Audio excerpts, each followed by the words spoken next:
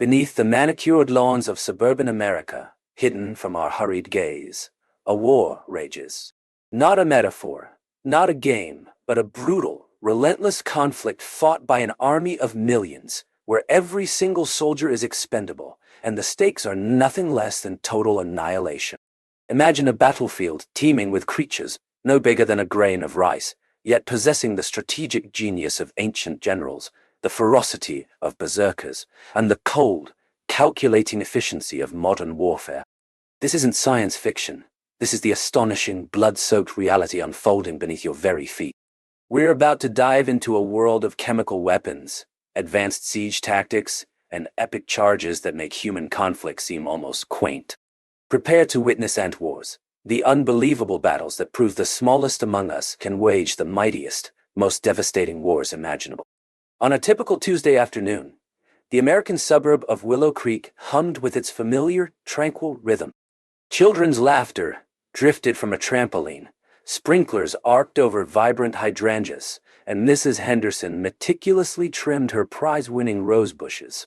Yet, beneath this veneer of suburban serenity, hidden from our towering perspective, an entirely different world pulsed with frantic, unyielding life. Here, beneath the manicured zoysia lawn, intricate networks of tunnels formed the arteries of vast, subterranean empires. Pavement ants, tetramorium immigrants, unyielding architects of their own destiny, operated with chilling efficiency, their queens endlessly propagating, their workers tirelessly expanding. But tranquility was a fleeting, human-centric illusion. Each ant colony, a decentralized superorganism, was locked in a ceaseless existential struggle for dominance. Every stray crumb, every precious drop of dew, every square inch of coveted soil became a fiercely contested battleground. Boundaries between these microscopic nations were not static lines on a map, but volatile front lines, constantly shifting, soaked in the telltale pheromones of aggression and alarm.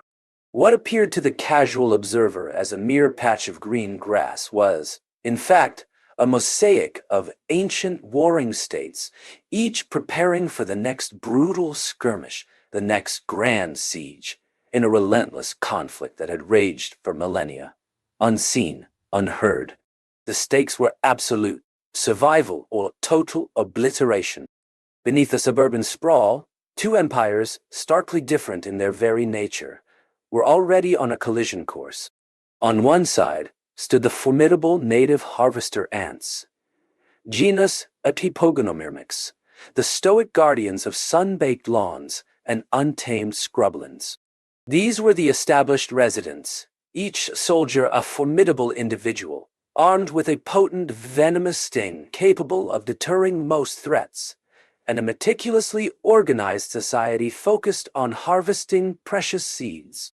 Their colonies were deep-rooted bastions, their logistics a marvel of coordinated effort, a testament to centuries of evolution on American soil. Against this ancient order surged the invasive Argentine ants, Linapithema humulae, a tide of relentless expansion, a supercolony sprawling across state line. Unlike the harvesters, individual Argentine ants are physically smaller, lacking the potent sting. Their strength lies not in individual prowess, but in unfathomable numbers and an almost terrifying lack of internecine conflict among their own kind. They are a decentralized, nearly anarchic force, moving as a single overwhelming entity. The harvesters fight with precision and power. The Argentines conquer with sheer, unyielding mass. These two diametrically opposed societies, one an established monarchy, the other a relentless, replicating organism, could not coexist. The stage was set for an epic, brutal war of annihilation. The sun beat down on a meticulously kept lawn in any town, USA, where a well-trodden path of soil and grit snaked its way toward a patch of dandelions. This was the harvester ants' bustling highway, a vital artery for their daily foraging. Usually, the air here pulsed with their disciplined movement. But today, a subtle tremor of unease permeated the trail. A reconnaissance unit of sleek, dark Argentine scout ants had breached the invisible boundary, venturing deeper than ever before. One harvester, laden with a seed, paused, antennae twitching. A foreign pheromone signature, faint but distinct, clung to a blade of grass. Moments later, a smaller, quicker Argentine materialized from behind a pebble. No direct confrontation, just a tense standoff, a silent challenge of presence. Then, the Argentine darted forward, not attacking, but laying down a fresh, assertive chemical marker directly across the harvester's path. This was not just trespass. It was a deliberate claim. A rapid series of similar encounters unfolded across the periphery. Brief, violent scuffles erupted as harvester patrols intercepted the invaders. Mandibles clashed, legs tangled. But these were not battles to the death, merely tests of will and strength, information-gathering missions. Each returning scout, whether harvester or Argentine, carried a precise, urgent report encoded in its agitated movements and the unique blend of alarm pheromones it broadcast. The colonies, miles apart in their subterranean fortresses, were receiving real-time updates. The message was clear. The lines had been crossed, the subtle balance shattered. War, once a distant possibility, was now an imminent, unavoidable reality. The signal surged through the Argentine supercolony, a silent chemical decree for total war. Millions erupted from their sprawling tunnels, a living tide swarming across the manicured lawn of a quiet suburban street.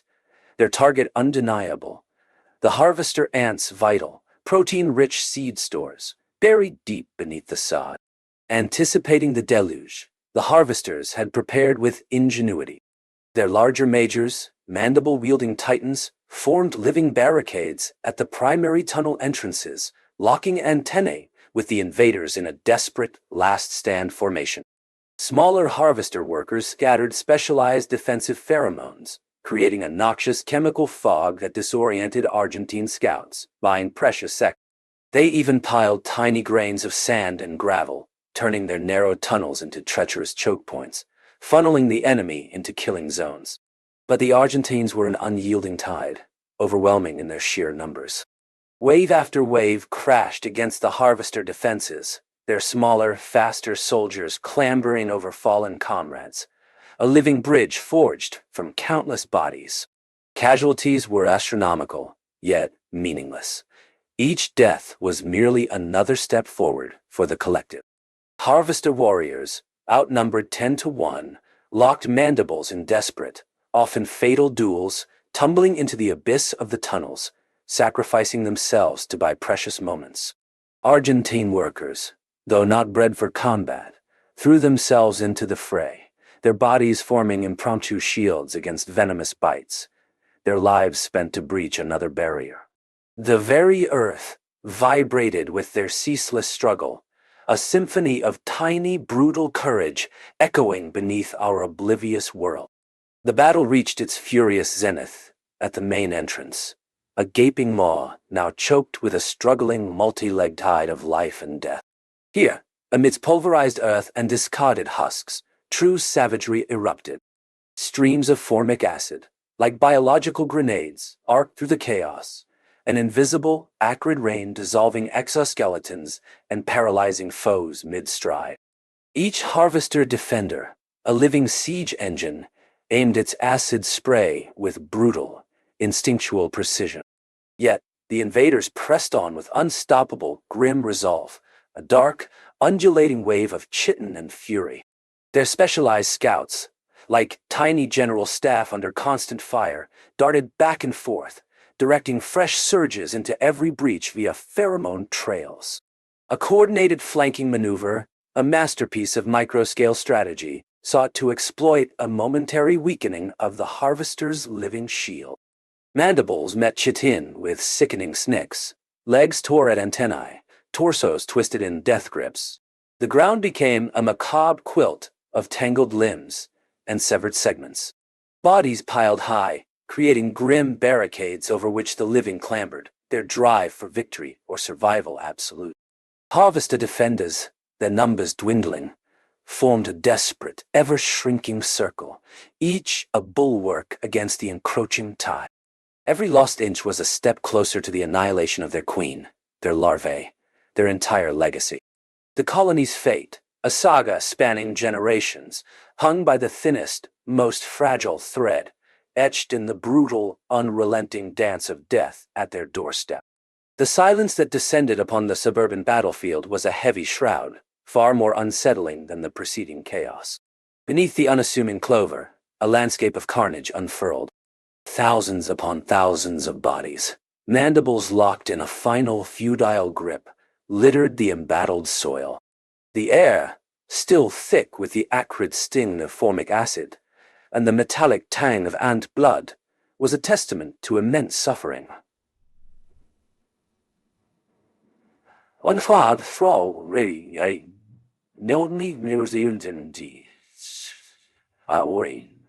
This wasn't merely a skirmish, it was a massacre, a biological wasteland where once thriving micro-ecosystems now lay desolate, the very soil disrupted, its delicate nutrient balance irrevocably altered by the sheer ferocity of the conflict. The I-Formicae colony, though grievously wounded and profoundly depleted, could, by the narrowest margin, claim a victory.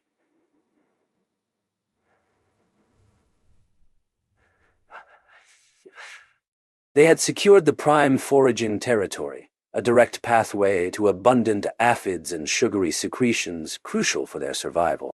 Yet, looking upon their decimated legions, the question hung heavy in the pheromonal air. Was this fleeting abundance, this sliver of territory,